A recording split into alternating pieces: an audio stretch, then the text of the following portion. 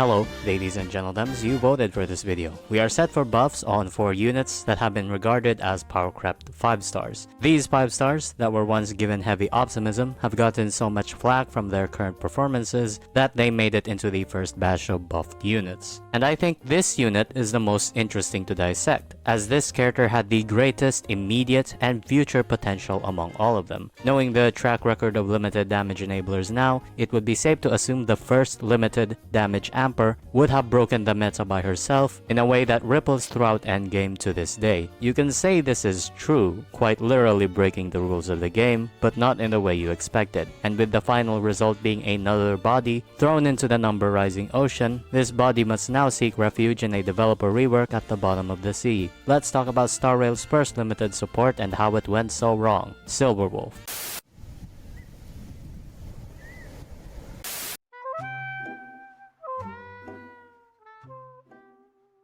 To first learn of Silverwolf's twists and turns throughout her future, it would be a disservice to not mention how it all started. Silverwolf was appropriately named one of the most broken characters of her time. One of the biggest reasons why is her amplification. As the first general amplifier through her massive debuffs, there were few that could compete with how many teams she can slot into just to drop a massive defense shred to cripple an enemy, and even contribute to some nice toughness damage. You can even build her with break effect for big entanglements, for safety and personal DPS. But obviously, there was one thing that only she had access to: weakness implant. Weakness implant's value in the early days was quite significant. Accounts were not developed enough to take a lot of hits. Because of that, breaking was a pretty big deal to slow down enemy damage or stop mechanics. The damage of weakness break debuffs in relation to the damage of the characters around that time was quite relevant. And of course, Silverwolf gives extra insurance by lowering res of resisted elements by 20%. With a roster as limited as back then that usually had only one limited DPS of a certain element, this alone made her a meta character for almost every budding new player due to brute forcing. And for an extra bonus, in a way that has never been replicated again, Silverwolf had a free 4-star event light cone that was so good, it was head to head with her signature for the energy it provides. But of course, Silverwolf wasn't perfect.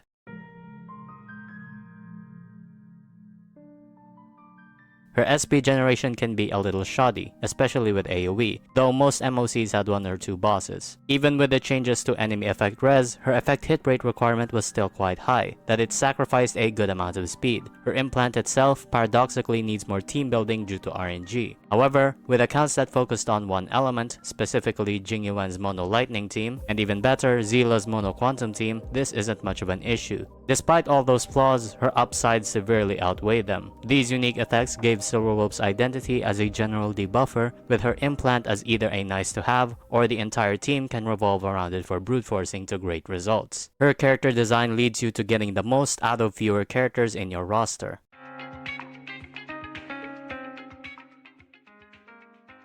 What was forecasted for Silverwolf was quite bright, but there were some doubts. For one thing, her debuffs are so universal that you don't have to worry much about anti-synergy to newer DPSs with Silverwolf, unless you're a unit like Clara or something. Good thing another counter character was very far away into the future, huh? Another thing was Mono Quantum. This was hyped up so much, specifically after Fu Xuan's kit was revealed. The underlying idea was quite simple. A Mono Quantum team has no worries of rest matchups due to Silverwolf being completely guaranteed. A good amount of Zila and Qingque mains bought into this feature and pulled every limited quantum character. However, there was a small concern for her value, which I personally suggested back then. Silverwolf is really good for budding new players, but after an account has developed enough attackers of each type, she may slowly lose value for older accounts. That isn't to say she would be useless, but I thought she would be similar to Zhao Chou in a way. A support that's really good for undeveloped accounts with few team options, but slowly becomes lost in the mix the more archetypes you pull for your roster. Another concern was break itself. There were some people that didn't see much value in implant due to the power of DPS not caring about res or even breaking at all. Granted, power creep was very slow back then, that this was pretty reasonable. Extremely min-max players didn't really care at all and just wanted defense shred. In that case, using Pela was debatably more effective due to Bronya's SP negativity being the meta. But that becomes a matter of running Bronya side 1 and Silverwolf side 2, which isn't that big of a deal.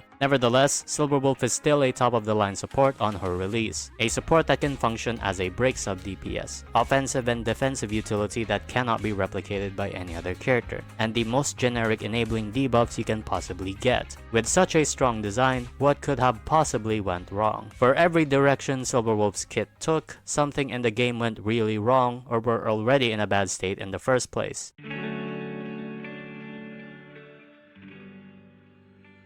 Silverwolf's debuffs are actually good. First, let's talk about her numbers as an enabler. Silverwolf's defense shred is so high that it's actually one of the parts of her kit that still holds up today. It might be too chunky in fact, since defense shred has a hard cap of 100% that is pretty close to reach with enough eidolons and other defense shred buffs. The main issue with Silverwolf is that it's single target application. It doesn't take a genius to say why that is really awkward currently with the influx of AoE content, but even during the single target follow-up attack meta, Silverwolf was down in the dirt too. And that really isn't Silverwolf's fault, as much as the game's fundamental flaws. This will be a pattern for Silverwolf in this video with how her value has stumbled throughout the patches.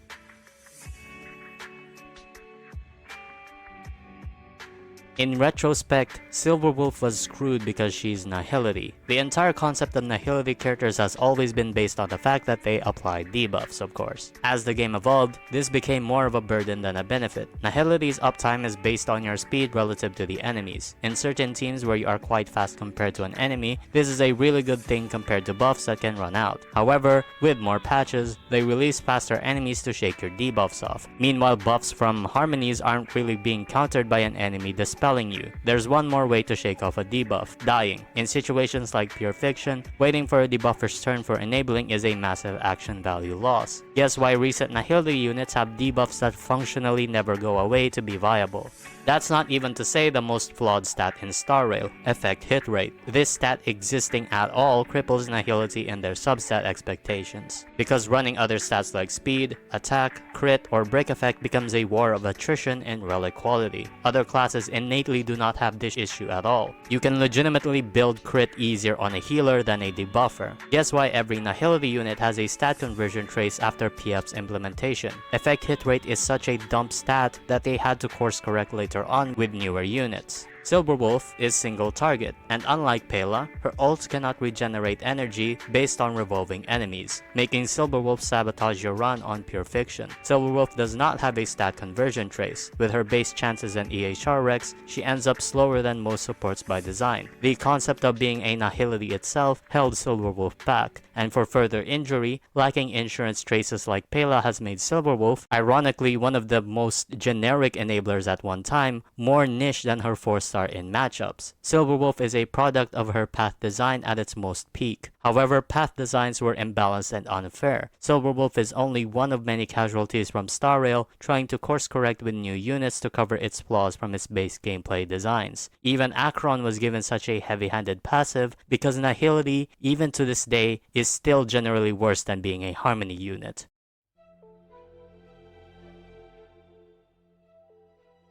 Silverwolf's implant got screwed over. While this is a true statement, the sentiment is misdirected, but I'll explain it later. Silverwolf's one claim to fame is implant. Nobody else had it. How Silverwolf's implant works is quite weird, but assuming you can create the team for it, you're fine. The next time something ignored weakness was Shuei's ultimate and follow-up attack. But because she drove off her skill anyway, she still saw value in Silverwolf's implant. The next is Acheron's ultimate. Silverwolf is actually a good Acheron partner too, but her implant isn't even the focus anymore and it's mostly the debuff application. Same thing you could say about Dr. Ratio teams. Then the influx of superbreak units. Bootil and Firefly had implants. Fugue allowed ignoring weaknesses for anyone she targets, and now Anoxa's 7 weakness implant. This is bad. Silverwolf's niche has been turned into something so common that it's no longer special, and while she is still the most generic one, it comes with a caveat of RNG or strict team building, which defeats the purpose of being generic. To say Silverwolf's implant was devalued to being too abundant is not wrong, but there's a much deeper issue, because even if implant was widespread to many units, it can still be important to a team because it's strong. Why do most super break units have something similar to an implant even though implant is generally not that useful? Easy, implant is actually useful to enable their damage type. So why is Silverwolf's implant so unvalued if that's only the case? It's almost like break mechanics are trivialized in HSR outside of super break. Oh, I guess that's the answer.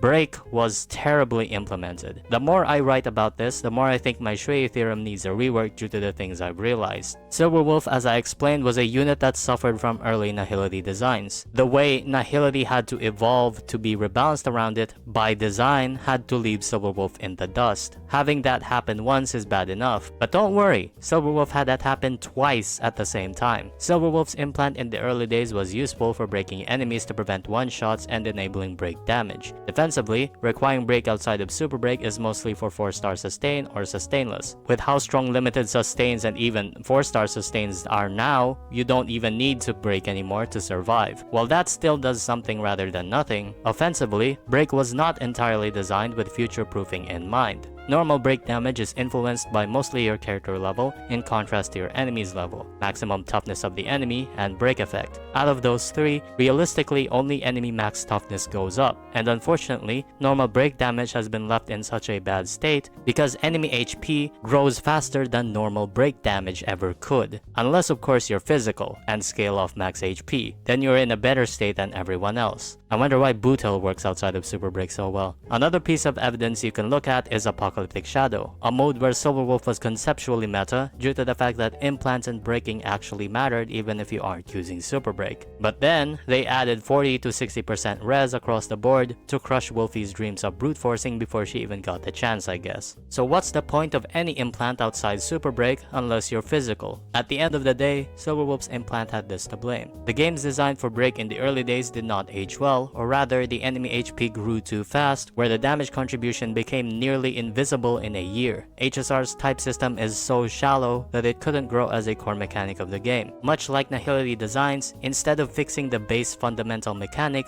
they decided to add new units that has none of these issues with the same category. We call these units super break units.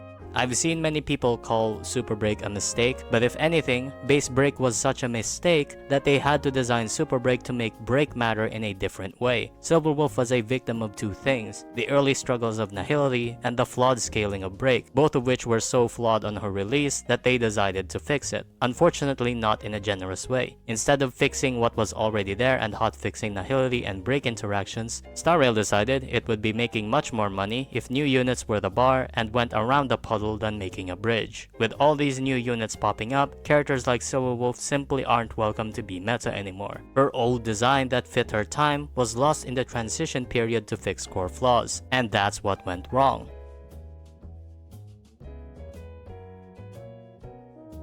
Silverwolf conceptually was an amazing character, and everyone on release rightfully thought she will stay on top for a very long time. It's crucial to know that these takes were in the context of mechanics with break and nihility around that time, which she was downright meta with. As the game evolved, Silverwolf just couldn't compete with the rising expectations of the ease of use of nihility, break scaling, and the already lost fight with harmony units. For what it's worth, at least she can still use Acheron.